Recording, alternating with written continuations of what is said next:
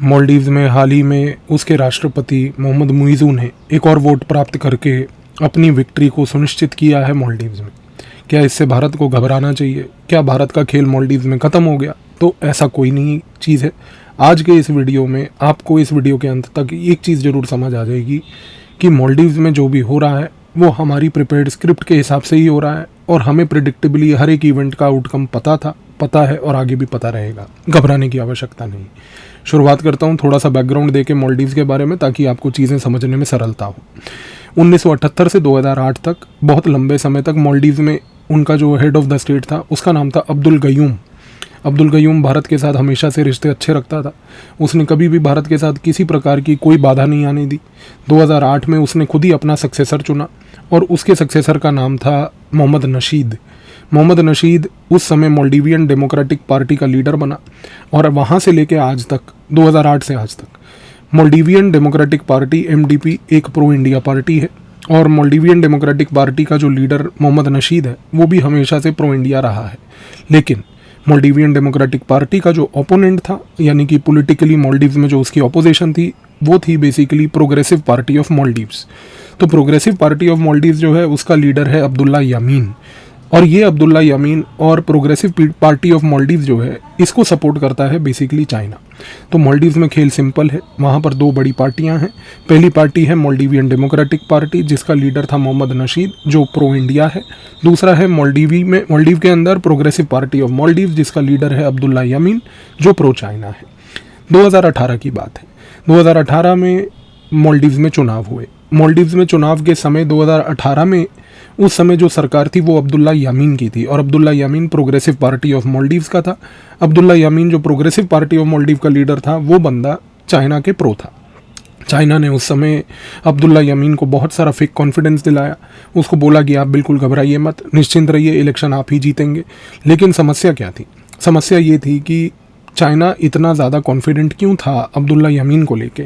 उसका सबसे बड़ा कारण ये था कि अब्दुल्ला यामीन की जब सरकार थी 2018 तक, उस सरकार के दौरान उसने अपने ओपोनेंट यानी कि मालदीवियन डेमोक्रेटिक पार्टी का जो लीडर मोहम्मद नशीद यानी कि प्रो इंडिया लीडर जो था उसके खिलाफ केसेस दर्ज करके उसको अरेस्ट करने की धमकियां दी थी। और इस कारण से मोहम्मद नशीद 2018 के चुनाव से पहले मालदीव छोड़कर श्रीलंका में बैठा हुआ था। तो उस समय चाइना को ये बात समझ आ चुकी थी कि भाई मोहम्मद नशीद जो आपका ओपोनेंट है वो बेसिकली चाइना की बदौलत जो है और चाइना की इन गतिविधियों के कारण वो मालदीव में तो है ही नहीं। वो बंदा वैसे भी जो है मालदीव छोड़ के बाहर जा चुका है और वो मालदीव छोड़ के गया हुआ है श्रीलंका में। तो उन्होंने बार बार अब्दुल्ला यामीन को बोला कि आप कुछ भी कर लीजिए, आप घबराइए मत, आप तो चुनाव हारेंगे ही नहीं। लेकिन उस समय भारत की रिसर्च एंड एनालिसिस विंग जो है, भारत की रॉ बहुत साइलेंटली काम कर रही थी। भारत की रॉ को ये मालूम था कि मोहम्मद नशीद वहाँ पर डायरेक्ट प्लेयर नहीं है, मालदीवियन डेमोक्रेटिक पार्टी जो है बड़ी वीक पोजीशन पे है। उस समय इस वीक पोजीशन को स्ट्रॉन्ग करने के लिए रॉ ने अपना साइलेंट काम किया था 2018 में, और उन्होंने बेसिकली मोहम्मद नशीद के जो बाकी फॉलोअर्स थे वो भी उनको एकजुट करके उनसे बात करी कि बताइए कि किस तरीके से अब्दुल्ला यामीन को इलेक्शन हराया जाए। और धीरे धीरे over a period of time जो मोहम्मद नशीद के फॉलोअर्स थे उन्होंने मोहम्मद नशीद से श्रीलंका में बैठकर गाइडेंस प्राप्त करते हुए एक छोटा सा कोलिशन बनाया, छोटी छोटी सारी पार्टियों को एकजुट करा और सारी पार्टियों को एकजुट करके एक कंसेंसस कैंडिडेट जो नशीद के बैक्ड था, यानी कि उसका नाम था इब्राहिम सोली, उसको बेसिकली इलेक्ट कर लिया। जब चुनाव हुए 2018 में, तो चुनाव उस समय सबसे पहले तो उसका मेन प्रिंसिपल एक्टर चुनाव का था अब्दुल्ला यामीन जो चाइना बैक्ड था, और साथ में उसके सामने खड़ा हुआ जो व्यक्ति था वो था एक छोटा सा कार्यकर्ता जिसका नाम था इब्राहिम सोली। और इब्राहिम सोली जो है वो नशीद बैक्ड था, यानी कि मालदीवियन डेमोक्रेटिक पार्टी बैक्ड था, और छोटे छोटे जो कोलिशन पार्टनर्स थे मालदीव्स के उनके बैक्ड था। जाहिर सी बात है, जैसे ही चुनाव का रिजल्ट आया 2018 में, चाइना के पैरों तले जमीन हट गई, क्योंकि उस समय इब्राहिम सोली जीत चुका था। और इब्राहिम सोली जीतने के बाद अब्दुल्ला यामीन जो है पावर से बुरी तरह से बाहर हो गया। 2020 से 22 की अगर हम चर्चा करें, इस पीरियड में सबसे पहला काम वही हुआ कि नशीद बैठ के श्रीलंका से इब्राहिम सोली की सरकार चला रहा था। प्रो इंडिया सरकार थी, हमें किसी प्रकार की कोई दिक्कत नहीं थी। 2020 में सबसे पहली चीज़ ये हुई कि इब्राहिम सोली जो था उस बंदे ने इनिशिएट करे प्रोसीडिंग्स अब्दुल्ला यमीन के खिलाफ। उसने कहा कि भाई 2018 तक ये जो अब्दुल्ला यमीन की सरकार थी, इसने बहुत भ्रष्टाचारी करी है मॉलडीव्स के अंदर, बहुत सारे प्रोजेक्ट्स में पैसा खाया है, इसके ऊपर जांच होनी चाहिए। और सबसे बड़ी बात यह है कि जब ये जांच शुरू हुई तो यमीन जो है, जो कि चाइना बैक्ड था और प्रोग्रेसिव पार्टी ऑफ मॉलडीव्स का लीडर था, उसने तुरंत चाइना से मदद मांगी। उसने कहा कि भाई देखिए, आपके बैक्ड हूँ, मैं तो लीडर हूँ, मैं तो आपका एजेंडा चला रहा था, अब आप यहाँ पर देख रहे हैं कि मेरे खिलाफ जो है ये इस प्रकार का गेम खेल रहे हैं। और फिर उस समय अब्दुल्ला यमीन ने तो ये तक बात बोली कि सोली आज की डेट में इंडिया बैक्ड है और इंडिया ही इसको सपोर्ट कर रही है ये सब काम करने में। तो उस समय चाइना की जो इंटेलिजेंस एजेंसी थी, जिसका नाम MSS है, जिसको हम लोग मिनिस्ट्री ऑफ स्टेट सिक्योरिटी के नाम से भी जानते हैं, तो चाइना की मिनिस्ट्री ऑफ स्टेट सिक्योरिटी ने तुरंत उस समय निर्णय लिया कि हम अब जो है अब्दुल्ला यमीन की मदद करेंगे। 2020 से 22 के 2 साल के पीरियड में चाइना ने एक वहाँ पर इंफॉर्मेशन वॉरफेयर लॉन्च किया भारत के खिलाफ। 2020 से 22 में 2 चीज़ें हुई। सबसे पहली चीज़ तो ये हुई कि चाइना की जो मिनिस्ट्री ऑफ स्टेट सिक्योरिटी थी, उसने लोकल न्यूज़पेपर्स के ऊपर कब्जा प्राप्त किया।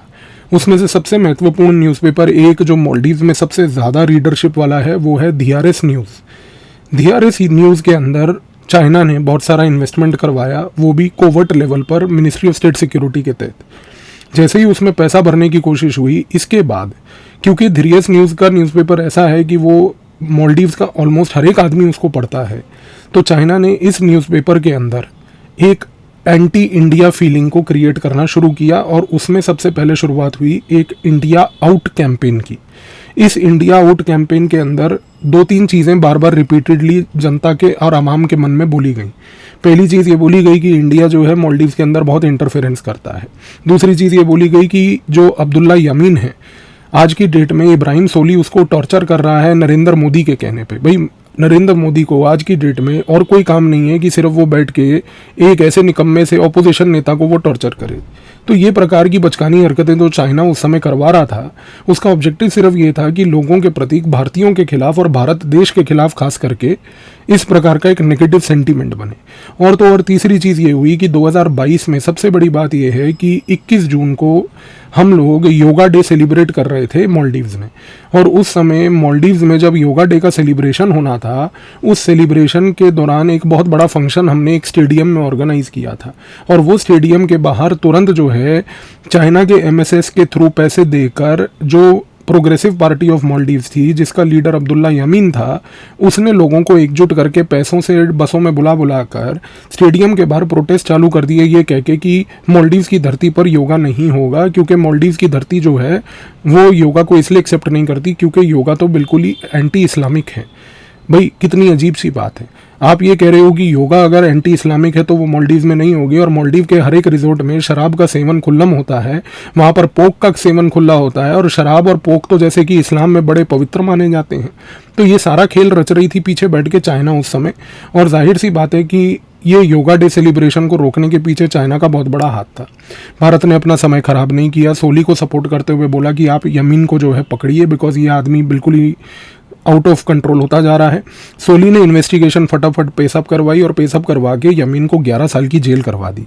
अब सबसे बड़ी बात कि जब यमीन जेल चला गया तो यमीन के बाद अब वहाँ पर कोई कैंडिडेट नहीं था।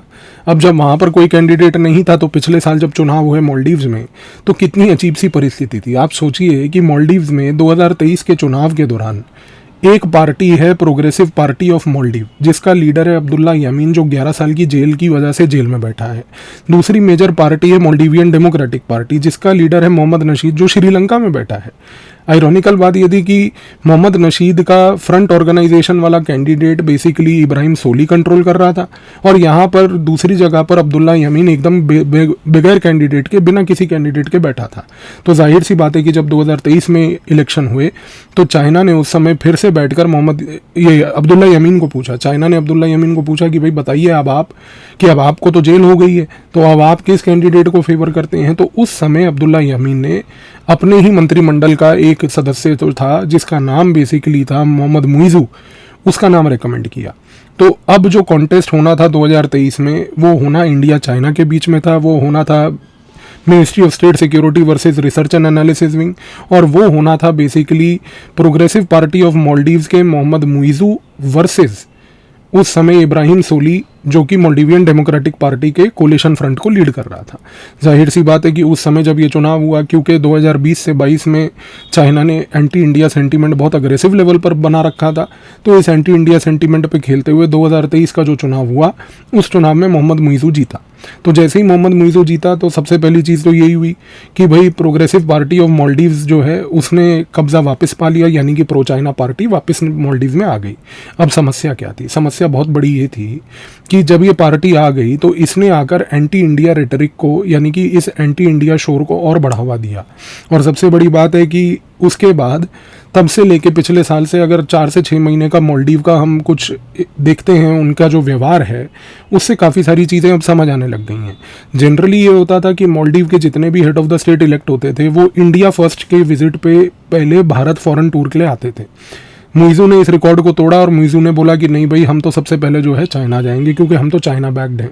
ठीक है, वो चाइना गया, कोई समस्या वाली बात नहीं। चाइना से वापस आके उसने फिर ये नैरेटिव चालू कर दिया कि भारत की जो सेना है, नौसेना है, इन सब के यहाँ पर जो हार्डवेयर्स हैं, इक्विपमेंट्स हैं, इसके साथ साथ उनका जो मिलिट्री प्रेजेंस है, ये सब यहाँ से भारत से सब कुछ मालदीव से हटाया जाएगा। वो भी उसने निर्णय लिया कि ये कुछ भी हो जाए कि भारत की किसी प्रकार का सेना का कोई इक्विपमेंट वगैरह यहाँ पर नहीं टिकेगा। अच्छा, ये सब जब हुआ तो हाल ही में अगर हम पिछले 3 महीने के इतिहास को पड़तालते हैं तो हमें 2 चीज़ें और समझ आती हैं। अब हुआ ये है कि चाइना के आज की डेट में इंडियन ओशन में रिसर्च वेसल्स चलते हैं। अब ये रिसर्च वेसल्स जो होते हैं, ये अलग अलग प्रकार के चाइना ने वेसल बनाए हुए हैं और चाइना कहता है कि हम इनको ओशन रिसर्च के लिए प्रयोग कर रहे हैं।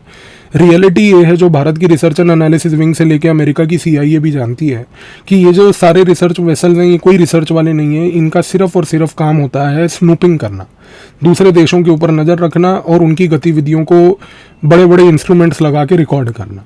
अब जैसे ही मालदीव्स में अभी मोहम्मद मुइज़ू ने ये बात बोली कि हम भारत की सेना को हटाएंगे, उसी के साथ साथ उसने तुरंत जो है चाइना के साथ एक मिलिट्री एग्रीमेंट साइन कर लिया और उस मिलिट्री एग्रीमेंट के तहत उसने कहा कि हम जो है आपके रिसर्च शिप्स को मालदीव्स में आने देंगे। अब हुआ क्या है कि आज से लगभग 3 हफ्ते पहले की बात है कि जियांग यांग होंग 03, ये जो जियांग यांग होंग 03 एक शिप है, इसको चाइना ने लाकर मालदीव्स के पानी में खड़ा कर दिया है।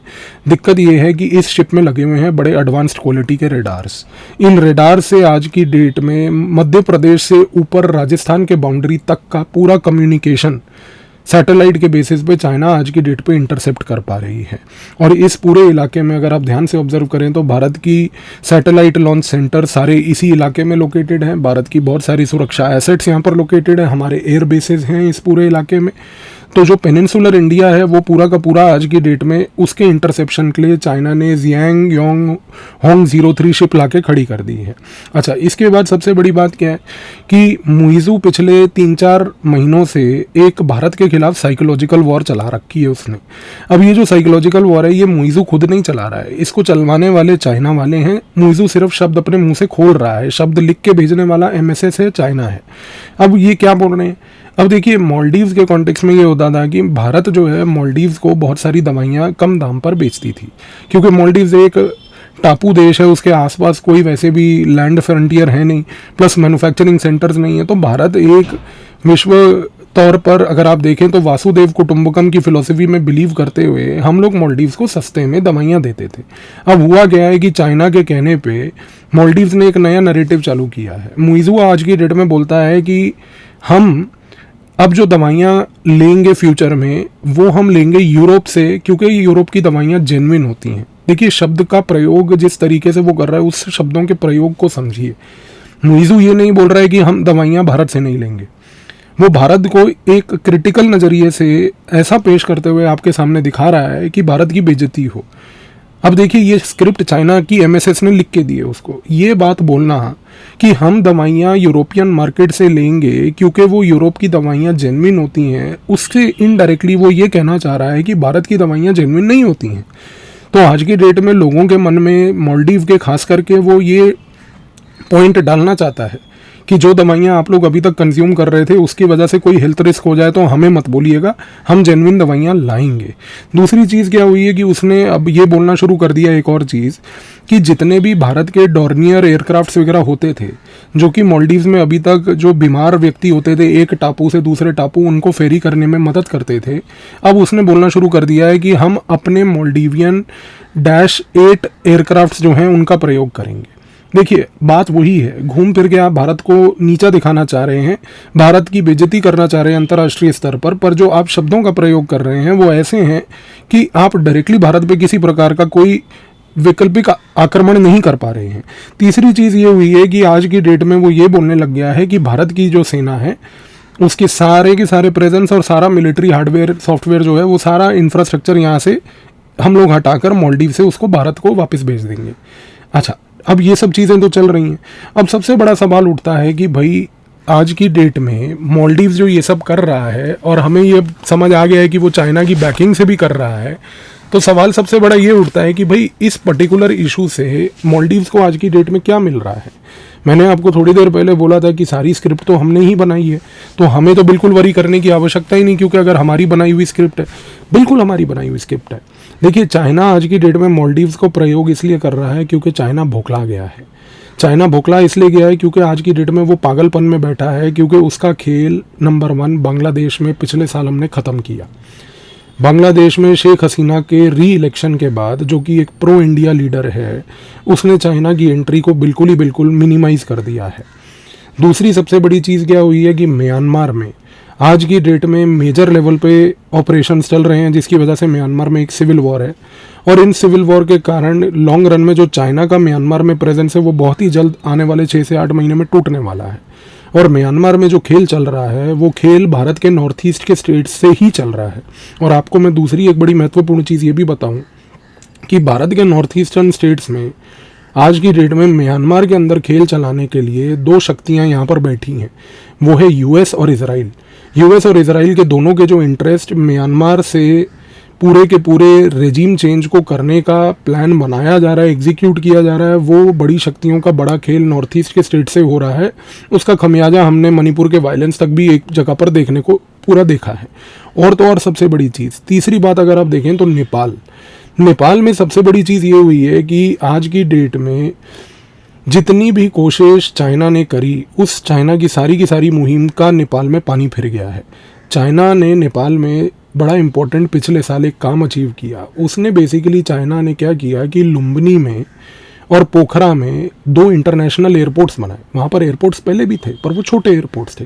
चाइना ने सोचा कि भाई मैं लुम्बिनी का और पोखरा का इंटरनेशनल एयरपोर्ट बनाता हूँ, इन एयरपोर्ट्स को बड़ा करता हूँ, और जब ये इंटरनेशनल एयरपोर्ट्स बन जाएंगे तो हमारे बड़े बड़े जहाज़ जो हैं वो आएंगे और हमारा टूरिज़्म इन इलाकों से बढ़ेगा। टूरिज़्म बढ़ेगा तो कमर्शियल ट्रेड बढ़ेगा, हमारा इकोनॉमिक प्रेजेंस जो है नेपाल में और बढ़ेगा, और जितना इकोनॉमिक प्रेजेंस हमारा बढ़ेगा उस केस में इंडिया का प्रेजेंस उतना ही घटेगा। अब भारत की सरकार ने जब ये चीज़ को ऑब्जर्व किया तो भारत की रिसर्च एंड एनालिसिस विंग के लोगों के साथ प्राइम मिनिस्टर की मीटिंग हुई।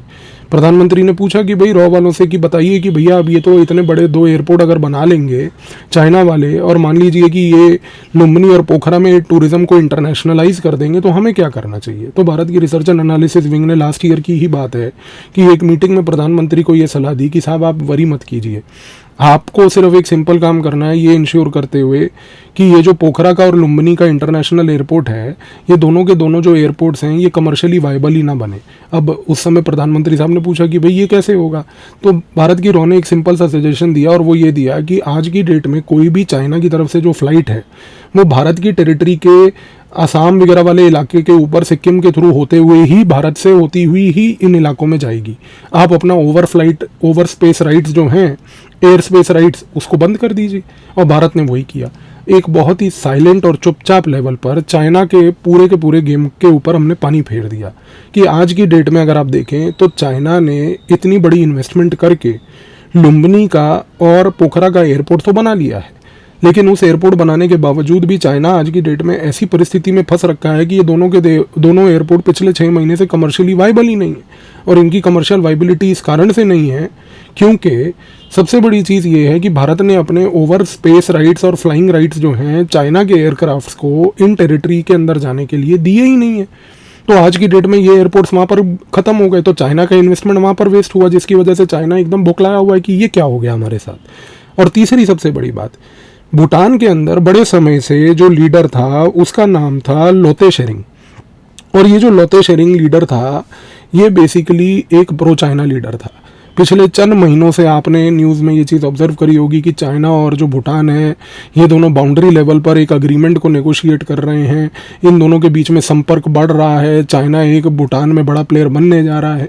अब उस चीज़ को टैकल करने का और कोई तरीका तो था नहीं, तो भारत की इंटेलिजेंस एजेंसीज़ ने अपना काम चालू करा, और काम चालू करके सबसे बड़ी चीज़ ये हुई कि भूटान में इस साल जब फरवरी के महीने में चुनाव हुए तो लोते शेरिंग जो था, जो कि चाइना बैक्ड एक कैंडिडेट था, वो पता नहीं कैसे अननोन शक्तियों के कारण वो चुनाव हार गया, और वहाँ पर शेरिंग तोगबे जो है वो चुनाव जीत गया। शेरिंग तोगबे जनरली ये माना जाता है कि वो एक प्रो इंडिया फिगर है। शेरिंग तोगबे ने आते सार सबसे पहले ये चीज़ बोल दी कि भैया देखिए, हम तो कोई भी बाउंड्री एग्रीमेंट तब तक नहीं करेंगे जब तक इंडिया को उसके सिक्योरिटी कंसर्न्स एड्रेस ना हो। चाइना के पैरों तले ज़मीन निकल गई कि भैया ये शेरिंग तोगबे ने आते सार तो पूरा का पूरा पिछले 1.5 साल की मेहनत के ऊपर पानी फेंक दिया। और चौथा सबसे बड़ा गेम हुआ श्रीलंका में। श्रीलंका भी मालदीव्स की तरह बहुत सारे रिसर्च शिप्स जो हैं वो बेसिकली ला कर डिप्लॉय कर रहा था श्रीलंका में। अब जाहिर सी बात है कि मालदीव्स और श्रीलंका की अगर आप जोग्राफिकल लोकेशन देखें तो श्रीलंका तो भारत के और पास पड़ता है, यानी कि अगर कोई शिप चाइना की रिसर्च वेसल जो है वो अगर मालदीव में खड़ी होगी तो वो राजस्थान और मान लीजिए मध्य प्रदेश तक के ही एरिया को इंटरसेप्ट कर पाएगी, बिकॉज उसके रडार उस क्वालिटी के हैं। तो यदि यही शिप अगर आज की डेट में वहाँ मालदीव्स के बजाय मान लीजिए कि श्रीलंका में खड़ी होगी तो श्रीलंका से तो ये पूरा का पूरा दिल्ली तक का कम्युनिकेशन इंटरसेप्ट कर सकती है। तो उस कॉन्टेक्स्ट में श्रीलंका को भी ये चीज़ समझाई गई भारत की तरफ से। श्रीलंका को हमने जाकर ये बात पहले भी बता दी कि देखो, तुम्हारे यहाँ तो तुम्हारे अंदर घुस के तुम्हारा संविधान बदल चुके हैं, तो कम से कम अब दोबारा ऐसी हरकत मत करो कि कहीं और तुम्हारे को जो है इसका खमियाजा लॉन्ग रन में भुगतना पड़े। तो उस कॉन्टेक्स्ट में एक चीज़ और तय हो गई कि श्रीलंका ने भी चुपचाप जो है चाइना को बोल दिया कि भाई तुम्हारे कोई रिसर्च वेसल यहाँ पर नहीं आएंगे। तो एक बात तय है, आज की डेट में भूलिएगा मत कि चाइना बौखलाया हुआ है। उसको समझ नहीं आ रहा है कि एक चुपचाप साइलेंट तरीके से बिना शोर करे भारत ने मेरी प्रेजेंस नेपाल, भूटान, बांग्लादेश, श्रीलंका 4 जगह से नलीफाई कर दी है। और यहाँ पर अमेरिका और इजराइल लगे हुए हैं, CIA मोसाद लगी हुई है नॉर्थ ईस्ट से म्यांमार के अंदर रेजिम चेंज करने में। और म्यांमार के अंदर रेजिम चेंज यदि मान लीजिए इस साल के अंत तक हो जाता है तो उसके बाद म्यांमार से लेके कंबोडिया, लाओस, वियतनाम तक का पूरा इलाका अमेरिकन इन्फ्लुएंस में आ जाएगा, और वहाँ से अमेरिका के पास इंडियन ओशन से लेके साउथ चाइना सी तक का पूरा फ्रंट मिल जाएगा उसको। तो उसके बारे में कभी एक अलग वीडियो पर चर्चा कर लेंगे। लेकिन आप एक चीज़ को समझ लीजिए कि चाइना का व्यवहार मालदीव्स को लेके भारत के लिए इतना इशू नहीं है।